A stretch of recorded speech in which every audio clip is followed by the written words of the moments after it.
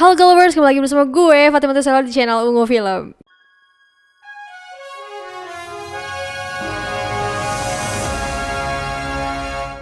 Gimana kabar kalian? Apakah keuangan kalian aman? Kang Lis juga aja double job nggak aman, apalagi gue. Sedih banget ya, sedih. Kagak bisa beli skincare, kagak bisa beli make up. Kali ini kita bakal bahas film soal pervampiran. Katanya sih ini salah satu kategori favorit Kang Nulis gue. Film berjudul 30 Days of Night yang tayang tahun 2007 ini pernah sukses bikin dia nggak bisa tidur, katanya. Pernah lemah juga dia. Dibintangi oleh Josh Hartnett, salah satu pemain di film Oppenheimer, yang dari lubuk hati yang paling dalam dari Kang Nulis gue, itu film yang paling ditunggu banget gitu kata dia. Gitu. Oke. Dibintangi oleh Josh Hartnett, film ini menceritakan tentang sekumpulan orang di kota kecil yang harus bertahan hidup dari badai salju dan serangan dari makhluk haus darah selama 30 hari 30 malam. Kok bisa? Apa sih yang sedang terjadi selama 30 hari itu? Penisirin. Sebelum kita sikat, boleh kali lah subscribe dulu biar kita makin semangat gitu buat kontennya ya kan. Kalau udah, mari kita gaskan. Kita kasih disclaimer dulu nih, kalau latar ceritanya berada di daerah paling utara Amerika, lebih tepatnya di kota Barrow, Alaska. Udah mah terpencil, terisolasi kalau lagi musim dingin. Rungkat lah. Rungkat! Ya inilah film 30 Days of Night. Film dimulai dari mas-mas random yang turun dari kapal. Jalan ke sana kemari sampai dia nemu kota Barrow. Di sono, seorang sheriff bernama Eben bersama temannya bernama Billy, nemu banyak HP satelit yang sengaja dibakar oleh seseorang. Untuk menjernihkan pikiran, Eben dan Billy ngelihat matahari tenggelam karena besok gak akan ada matahari selama 30 hari. Stella siap-siap pergi ke bandara buat ngejar pesawat. Jadi cewek ini tuh istrinya Eben. Tapi sayangnya mau cerai karena rumah tangganya gak bisa dipertahankan lagi. Gak cuma Stella, banyak warga lain yang mau siap-siap keluar kota. Di tempat lain, mas-mas random tadi ngebantai anjing dengan brutal. Eben menyapa salah satu warga bernama Bao dan memperingati untuk ngurus kendaraannya secepatnya. Balik ke mobil, dia dapat laporan dari temannya bernama Helen kalau anjing milik seorang warga bernama John pada mati dimutilasi. Stella nyetir sendirian keluar kota Barrow. Udah telat, tambah lagi mobilnya kena hantam kendaraan berat. Terpaksa dia nelfon suaminya si Eben untuk diantar ke bandara. Karena lagi sibuk, Eben nyuruh Billy untuk ngantar Stella ke bandara. Ya bener aja, Stella datang pas bandaranya udah tutup. Eben kembali ke kantor polisi di mana ada Helen dan adiknya yang bernama Jake. Baru aja duduk bentar, mereka dapat laporan dari sheriff lain kalau ada kerusakan di utilidor. Jadi itu tuh tempat saluran pipa buat listrik, kabel, dan penunjang fasilitas umum lainnya. Eben gas pergi ke utilidor dan ketemu temennya yang bernama Wilson dan Carter. Gak cuma utilidor, helikopter pribadi punya Carter juga ikutan dirusak. Ini gak ada sehari kok banyak banget masalahnya dah. Habis ini apa lagi ya? Nggak tahu, tanya yang mau tanya saya. Di pusat generator kota, seorang mbah-mbah bernama Gus, terpaksa ngecek saklar listrik karena ada yang iseng. Pas keluar dari ruangan, dia dikepung sama banyak orang asing. Dia langsung dilumpuhin dan digigit salah satu dari mereka. Oh, ini nih kumpulan vampirnya nih. Pindah lagi ke warteg Bulusi, seorang bapak, kita sebut saja Pak Parto, maksa beli alkohol dan daging mentah. Untungnya, Eben datang ngamanin Pak Parto, ditambah lagi Stella yang mendadak muncul dengan pistolnya. Pak Sutri ini akhirnya ngobrol, hitung-hitung biar ademin suasana rumah tangga gitu ya kan. Boleh. Teror vampir mulai muncul tipis-tipis. 2 pekerja dan 1 perempuan niatnya mau bermalam bareng. Salah satu dari mereka yang bernama Gabe kena serangan kelompok vampir yang bikin si cewek ini lari kenceng dari sana. Mas, ente gak ikutan lari? Itu di belakang ada vampir loh mas. Yaudah paling juga bentar lagi wassalam. Di kantor polisi, Eben menginterogasi Pak Parto. Karena gak ada respon, dia ngajak ngobrol Jake dan Helen. Nah, di sini baru pada sadar kalau saluran teleponnya mati. Pak Parto tiba-tiba ngasih peringatan ke Eben dan yang lainnya tentang kedatangan kelompok vampir. Belum mencerna maksudnya Pak Parto, Eben tahu kalau ada yang merusak generator kota. Eben siap-siap ke pusat generator kota, sementara yang lainnya ngawasin Pak Parto. Sampai di lokasi, Eben nemu palanya Gus. Karena situasinya yang gawat dan gak bisa ditebak, dia ngumumin ke warga Barrow untuk lockdown di rumah masing-masing atau ngumpul di rumah makan Bulusi dan menyiapkan senjata untuk jaga-jaga. Infonya agak telat sih, karena beberapa warga udah jadi korban keganasan vampir.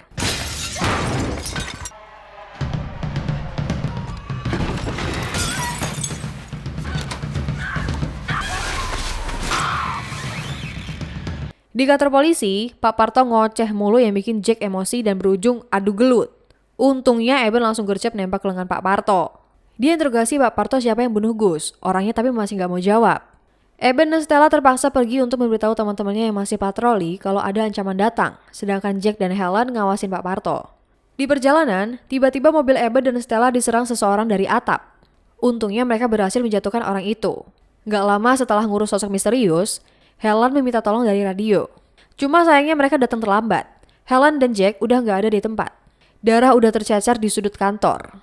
Tinggal Pak Parto yang sedih karena dia gak diajak. Lo tuh nggak diajak, Tot. Udah, ya kita pindah ke sini. Pindah. Pak Parto minta Eben untuk membunuhnya, tapi Stella melarangnya. Setuju gue, biar aja tersisa di penjara sendirian. Nah, akhirnya kita bisa lihat pimpinan vampir bernama Marlowe yang menyuruh anak buahnya untuk nyopot pala orang-orang di Barrow. Dia juga nyuruh untuk jangan ubah siapapun jadi vampir. Ya pokoknya bantai we lah. Oke. Di warteg Bulusi, orang-orang pada ketakutan dengan pasukan vampir karena mereka kebal peluru. Bentar. Itu Jack selamat, guys. Dia ikutan ngungsi di warteg. Penyerangan Marlowe dan ayangnya yang bernama Iris mulai blak-blakan. Mereka menghabisi sepasang suami istri di dalam rumah. Setelah Iris menggigit si wanita, Marlowe memainkan piringan hitam dengan jarinya. Semua vampir teriak dan mulai pembantaian abis-abisan di kota Barrow. Putihnya salju jadi tercemar sama darah orang-orang Barrow. Stella dan Eben berhasil ngungsi ke warteg Bulusi, di mana mereka bisa bertemu sama Jack. Orang-orang penasaran dengan makhluk yang lagi mereka hadapi, tapi Eben nyaranin untuk sembunyi di tempat yang aman dulu. Salah satu dari mereka menyarankan untuk sembunyi di loteng rumah seseorang bernama Charlie. Boleh. Eben nyuruh Carter untuk nyari tempat di dekat rumah Charlie buat mantau kondisi. Sedangkan dia dan Stella langsung gas ke tempat Charlie dengan mobil biar jadi pengalihan buat para vampir. Bener aja tuh. Mobil Eben dan Stella disabotase sama sekelompok vampir. Dibaliklah tuh mobil dan bikin nyawa Eben dan Stella terancam. Tentu nggak semudah itu, kawan. Tidak semudah itu, Ferguson. Eben dan Stella segera pergi numpang ke bau. Dari sini, Marlowe jadi tahu kalau masih ada orang yang hidup. Mereka bertiga akhirnya sampai di loteng dan ketemu sama orang-orang warteg yang udah sampai duluan. Sebagai syarif kota, Eben menyuruh yang lainnya untuk tinggal di loteng selama beberapa hari. Persediaan makanan dijatah dan penjagaan diatur bergilir sambil mikirin langkah selanjutnya. Di penjara, Pak Parto akhirnya dijemput sama Marlowe. Tapi dia malah dihianatin. Boya bilang makasih gitu. Ini lehernya Pak Parto malah dipatahin. Balik ke loteng. Dari pengamatan Stella, dia nyimpulin kalau para vampir udah masuk door to door untuk nyari orang yang masih selamat. Dove, salah satu survivor, khawatir kalau mereka bakal ketahuan dan sempat berselisih dengan Eben. Ya udah deh, buat jaga-jaga, Eben berencana untuk pergi ke supermarket lalu pergi ke utilidor. Agar nanti mereka bisa bertahan hidup sampai musim dingin berakhir. Hari ke-7 terisolasi di kota Barrow. Ada seorang wanita jalan sendirian sambil minta tolong. Ternyata dia adalah istrinya John yang anjingnya pada mati di awal cerita. Dari loteng, rombongan Eben niatnya mau bantu. Tapi mereka sadar kalau perempuan itu cuma dijadikan umpan sama Marlowe. Akhirnya Eben keluar loteng sendirian untuk menyelamatkan wanita itu. Tapi ya terlambat, dia berakhir tewas digigit vampir. Bahkan para pria mulai sebel dengan tindakan Eben yang gak satset. Ya setidaknya Eben masih bisa nyelamatin John yang sembunyi di bawah rumah. Tapi ketika Eben bantuin John keluar dari persembunyian, dia melihat John udah jadi vampir. Ya udah deh, Eben malah diserang sama temannya sendiri.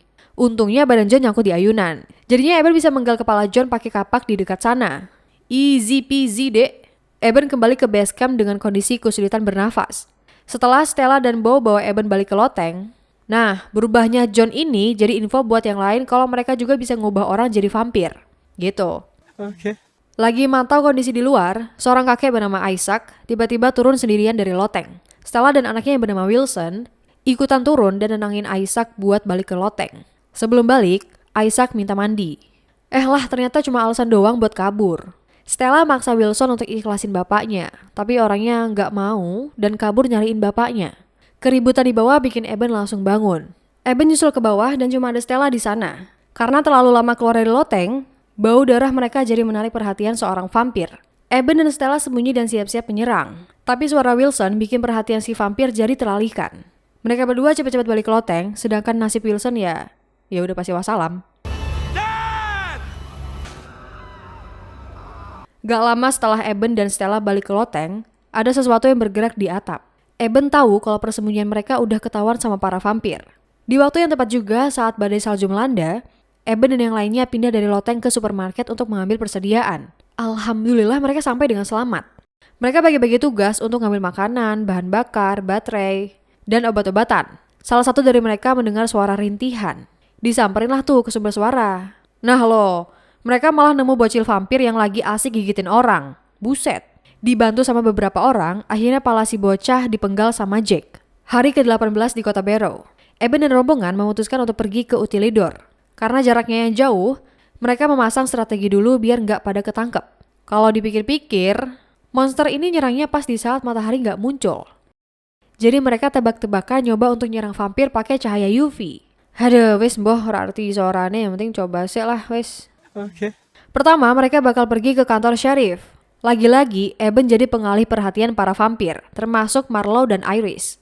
Ternyata mereka lemah sama cahaya UV, dan yang jadi korban adalah Iris.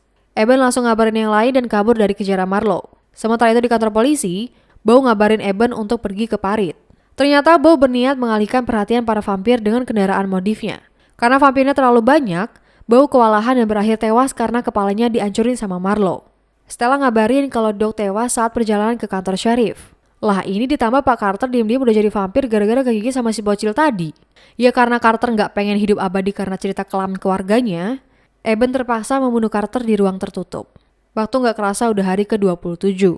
Eben melihat tanda-tanda kehidupan di sebuah rumah. Dia dan Stella pergi ke sana dan menemukan Billy yang putus asa karena udah nembak keluarganya sendiri. Dibawalah Billy ke kantor sheriff, tapi yang lainnya udah pada cabut duluan entah kemana. Eben, Stella, dan Billy coba pergi ke Utilidor. Tapi di tengah perjalanan, Stella pakai acara nyelamatin bocah yang jadi umpan para vampir. Haduh mbak, ngerepotin suami lo aja dah. Sampai kepisah sama Billy juga. Singkat cerita, Eben sampai di Utilidor.